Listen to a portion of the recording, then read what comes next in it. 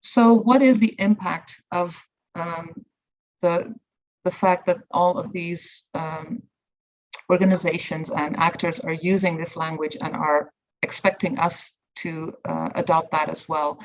So as I said, it is kind of a mind fuck. So it makes you detach from reality and accept things as truth, even if you don't understand them. And to be forced to accept that paradox that is inherent to gender identity grooms you to accept other things that you don't understand, such as the loss of women's spaces, the fact that any man can enter a space and can sleep next to a woman in a hostel, or can become a member of a women's book club, or or can perform searches on women in the airport, for example. All of these things we are groomed into believing if we accept that paradox because we don't understand. And that is similar to the effect of doublethink, as described in 1984 by George Orwell. The point being, the goal being mind control.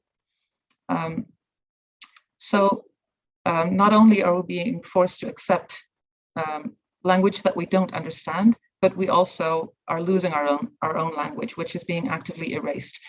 There are forces which are coercing us into adopting the jargon, and there are very real punishments if we don't. So people have been fired and have been put under caution by the police, have been removed by police, have been receiving death threats and rape threats, have been, as we saw last week, which I found extremely shocking to hear, that women were pushed out of their own organizations and called transphobic organizations and events that they had been organizing for many, many years.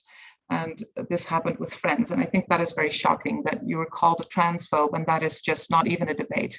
As soon as you are given this qualifier, you're out.